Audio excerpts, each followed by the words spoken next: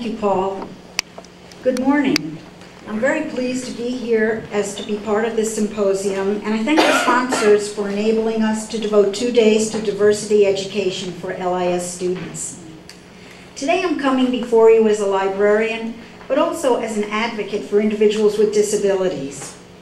I spent 23 years helping individuals with disabilities with their library information needs, and the past 11 were as director of the Maryland State Library for the Blind and Physically Handicapped, LBPH. Today I'm going to pose 4 questions for us to consider together. The first question is, why are we including individuals with disabilities in this symposium? And why is it so very important that we do? After all, we all live in diverse communities. We're aware of the cultural differences and abilities of our neighbors and friends, right? We see individuals with disabilities in our streets, in our shops, in our schools, in our parks, and disability is not hidden today. Because of the Americans with Disabilities Act, accessibility is very much part of our culture today. Streets have curb cuts, restaurants have braille menus, speech has been added to voting machines and crossing signals.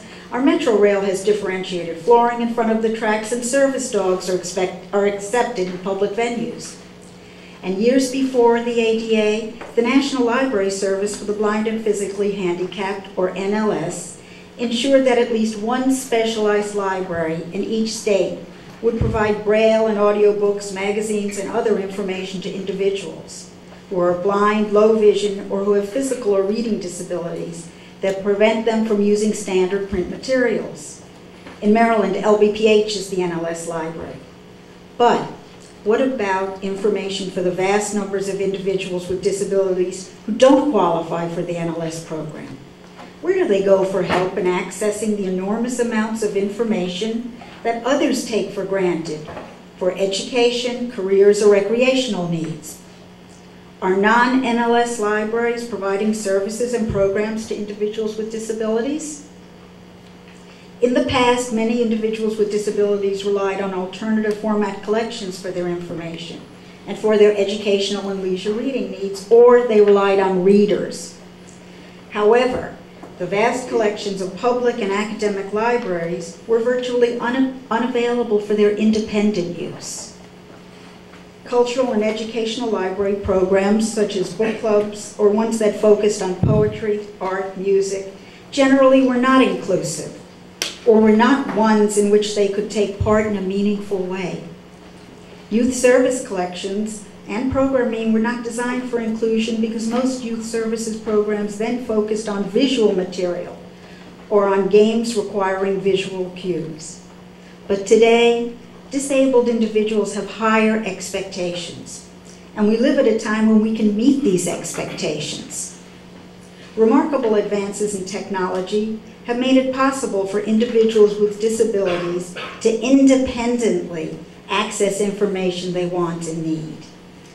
Individuals with disabilities have always wanted the same access to information that their family members and friends have at libraries. Now, because of adaptive technology, the internet, and e-books, they can have the access, and they're demanding help in obtaining it. I see a pent-up frustration because they know they can get more from our libraries.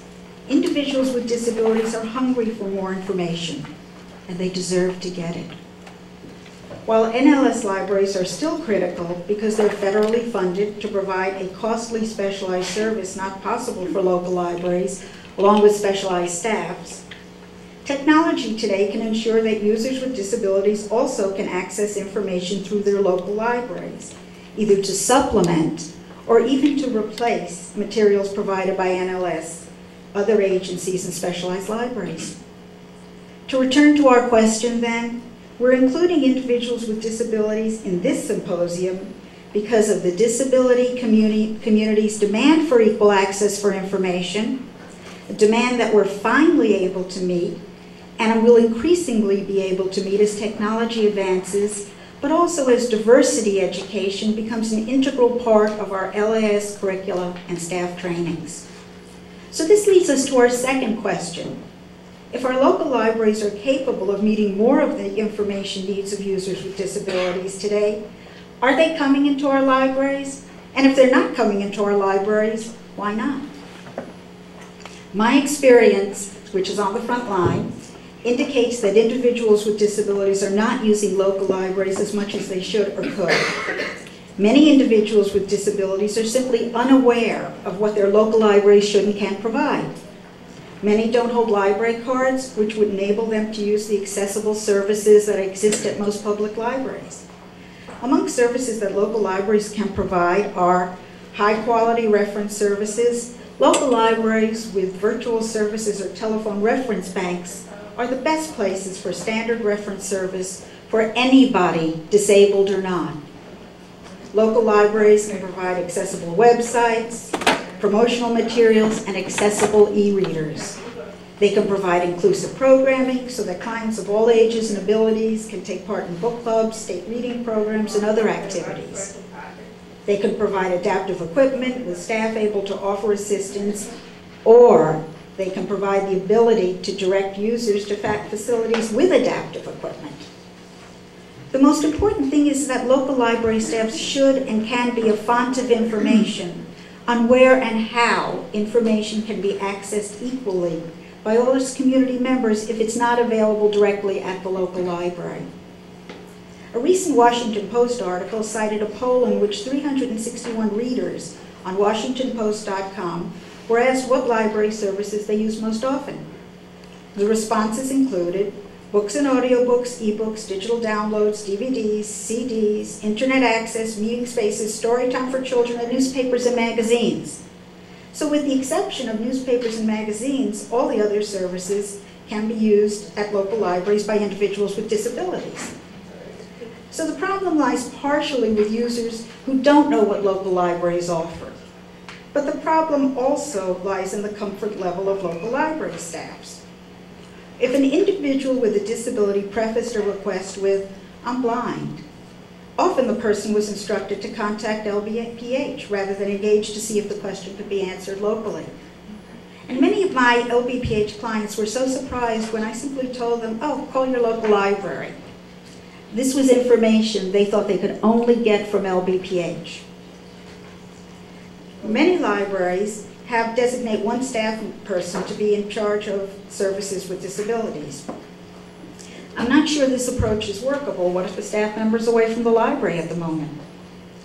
It's not as useful as having an entire staff comfortable, and that's comfortable working with the disability community and knowledgeable about what its library can offer and what services can be obtained elsewhere. All information providers, no matter the kind of library, should know how to direct users to the state NLS library and other disability support agencies, and should have the resources about where users can access the information they need. How do local library staffs find out whether the disability populations in their communities are using their libraries? And if they're not using them, how do they find out why they're not using them? Well, libraries love to survey. The standard surveys and assessments in which all libraries take part should include questions about the information needs of individuals with disabilities. And a caveat about surveys, it's not always easy to survey people with disabilities. The format of the survey may not be accessible. The individuals may be homebound. They may not have computers, etc. So in addition to surveys, it's very important staff should go to the community. Go to the community to learn who the community is and what it is that they want. Outreach staff should meet with communities at senior centers, veteran institutions, educational institutions, Lions clubs, etc. I had a recent discussion with a local librarian, and I heard how confused she and fellow staff members were because they knew there were users with disabilities in their community, but they weren't coming into the library for materials such as large print, DVDs, CDs, or to use the adaptive equipment brought specifically for the community's needs. This is a perfect opportunity for this particular staff. Go to the community, determine needs, educate the community on library services. In the past years, many libraries invested in some form of adaptive equipment. Yet, as staffs changed and equipment was upgraded, there were not always staff members able to answer questions about the equipment, and it often sat in a corner, gathering dust. Many libraries invested in e-readers to circulate so that users who could not afford to purchase the readers could still enjoy the rich virtual collections of their libraries. But many bought the readers without knowing which ones were accessible, and they faced demands from the blind community to provide some that were accessible, so that they too could download books from local websites. Programming is generally not inclusive, yet some can easily be made more accessible. The very popular book discussion groups often feature books that don't have alternative copies available. A simple check to see if a book is available from NLS or if it can be downloaded from the local library can make a huge difference to a person who wants to take part in a book club with family and friends. And the same goes for the state reading programs. Newsletters, flyers, anything that goes up on the website should be accessible. A plain text copy should be included with flyers. I once received a really great flyer advertising really great accessible services at a local library, but the flyer wasn't accessible to low vision and blind users. While at LBPH, I was told by a library director that her library met accessibility requirements because she could direct the individuals with disabilities to LBPH. This is not equal access, no matter how wonderful LBPH is. Local libraries are not being used by the disability community to either supplement the materials they get from their support agencies or to meet all their needs. Why? Because of lack of awareness of the user, the comfort level of the staff, and lack of inclusive programming. So we've talked about some issues. Let's talk about some suggested remedies. As with many remedies, these require staff time and resources, both of which are short supply in our libraries. But the issues exist, and to me, I think they really need to be addressed. So question 3, what can we do for current staffs to make sure they're prepared to serve the disabled members of their communities? After I speak at an event such as the local library staff training day, I often ask myself, gosh, is there going to be any carryover? How much of what I say is actually incorporated into the day-to-day workings of the staff members I address? And is a one-day training session or an hour on a panel going to make any difference in the kind of services we provide to this diverse group? I really like diversity staff training, but it needs to be continual so that the message is heard over and over and over, year after year. Staff training is also a great way to introduce staffs to a minority of users they may not be comfortable or used to serving. It's particularly effective if the training is taught by individuals with disabilities, either a user or a staff member. In Maryland, staff members from LBPH with disabilities offer training classes for local staffs in adaptive technologies, accessible e-readers, accessible websites, accessible textbooks, so that in addition to local staffs getting used to working with staff members with disabilities, these sessions can point out difficulties faced by staff with disabilities and users with disabilities. For example, at a recent training class which included LBPH staff, the software chosen for participant communication was not accessible to blind trainers. The same community outreach and education training conducted by librarians at communities, schools, retirement centers, that's so important in showing what the community wants is also very critical to local library staffs. Speaking to small groups of users, often in informal settings, will help staffs to get to know the people they want to serve and increase their comfort level in doing so. And again, this goal should be that all staff members should attain a level of comfort in dealing with diverse populations, so all are ready to help whoever walks into a library. Staff members should know the resources in their communities and keep in touch with experts in the field by following their websites and through social networking sites. They should attend events at associations and organizations in the community, such as open houses or health fairs. If a library has adaptive equipment, it should be in working order and the staff need to know how to use it. And again, LBPH in Maryland is a great resource for training in this area. Individuals with disabilities should be included on local library or trustee boards and advisory committees. One Maryland library system created a diversity task force, which includes service to individuals with disabilities. The task force is instrumental in developing inclusive programming and programming for senior citizens. Throughout my career, when I saw job openings, I found there to be a lack of professional level applicants with the training, skills, interest, and experience to work with disabilities, the community of disabilities. Qualified as most of these applicants were in many ways, they were unaware of the wide range of services available to such a diverse community. In several of my jobs, I learned of the difficulty colleagues with disabilities had in obtaining the technology they required to do their work effectively and, again, independently. Hire individuals with disabilities for your frontline work. Doing so will not only help your staff attain the skills to serve this population, but will help users who say, you don't understand the difficulty I'm having because I'm blind, or I'm paraplegic, or I'm in a wheelchair.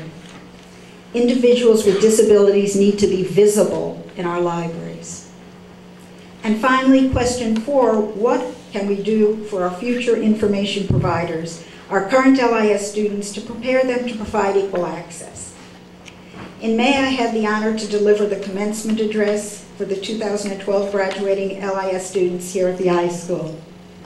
Part of my message dealt with the path I traveled to become an advocate for individuals with disabilities. Each of my jobs opened my eyes to issues that never dawned on me when I was a graduate student pursuing my MLIS degree and making career plans. My first job revealed the difficulties institutionalized individuals with mental disabilities faced trying to access the information they needed for education or leisure. My second job taught me how much blind students wanted to take care of their own educational reading needs, how important it was that they weren't dependent on readers. My third job left me with a sense of the vast and varied needs of individuals with disabilities and showed me the difficulty colleagues with disabilities had in obtaining the technology they required to do their jobs effectively and, again, independently. And finally, as director of LBPH, I learned how much the users wanted the library to be a true community center with the same activities and collections available to their friends and families at their local public libraries. They wanted equal access to information in all formats. They wanted educational, cultural programs, youth collections programs, technology programs, classes, and they wanted book clubs. With each job, my determination to help users achieve equal access grew.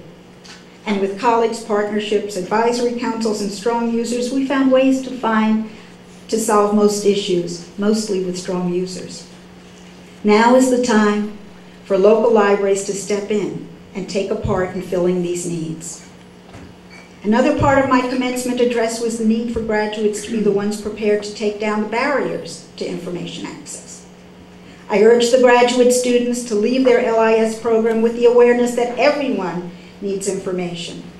People who are blind, dyslexic, physically disabled, and from diverse socioeconomic backgrounds. Wherever the graduates would go after graduation, to libraries, the corporate world, information technology companies, or government jobs, there would be individuals who need their information and they might not be able to access it. People don't always think of disability as part of diversity, but it is. A casual internet search of diversity programs revealed that not all include disability. With an aging population, we'll increasingly have more individuals with disabilities in our communities seeking information. A New York Times article cited the importance of seniors becoming digitally connected in order to be involved in their own health care. Libraries are mentioned in the article as a community resource for seniors to receive computer training and access to e-health sites. It's important that our LIS students know this before they enter the workplace, before they're caught up in the day-to-day running of a reference desk, a circulation department, or as managers running a library. They will be the new staff members who come into employment comfortable working with individuals with a variety of disabilities because it's part of their education and they will expect it to be part of their jobs. We see changes in LIS education when you look at curricula. For example, there's the impressive diversity specialization program here at the University of Maryland, There's the Alpha program at the University of Alabama. If you look at the research done by LIS faculty, there's fascinating work on diversities, including disabilities. And our library associations are also starting to offer webinars and courses on individuals with disabilities. Current diversity programs are so important because they also offer the experience of meeting diverse populations through fieldwork, internship, and mentoring. Internships and fieldwork enable LIS students to become part of a diverse environment, not just to hear about it in the classroom. They're able to serve and work with individuals with disabilities. Mentoring, job shadowing offer the unique opportunity to work one-on-one with an experienced staff member with valuable knowledge to impart. Students not enrolled in the diversity programs also should have the opportunity for field trips to specialized libraries, to hear speakers, and to take diversity classes. Providing equal access to individuals with disabilities is not always easy. Many of my clients were bitter. They were discouraged, they were tired, they were sick, and they were crabby. It's not easy to get the information that you need. But there were incredible rewards. The clients who thought they could never enjoy a book once they lost their eyesight. The clients who thought they could never see art or see a play. College students excited to receive electronic textbooks on time to complete their coursework. Equality of information for individuals with disabilities. Does it exist? I think yes and no. I think it exists with some information providers in some libraries, for some employees with disabilities. But I don't think it's yet universal, and it can be. If you would ask a librarian, the librarian would probably say, yes, it does exist. If you asked a person with a disability, the person would probably say no. Until a person with a disability can walk into any local library and get answers to his or her questions from anyone on the staff, we cannot say that equality of information exists. Equality of information for individuals with disabilities exists not for a few, but for all. Thank you.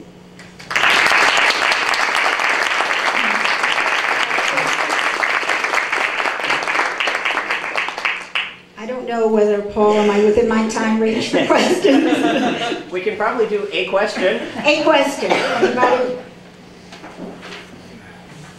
Okay. Oh, okay. There's a mic, but you can just talk. It's okay. Well, not a question, just I don't know how, if you or others are aware, and this is certainly specific to the higher education context, but the Association of Research Libraries has recently published a report, a task, it has created a task force specifically that came out with 9 recommendations for serving people with disabilities. So it's a free resource. I encourage you to download it, read it, have a look at it. Don't ask me any questions about it because, full disclosure, I haven't read it yet, but... I'm actually going to be mentioning it in my panel later, so I'll be talking about it. Thank you. Thank you. All right.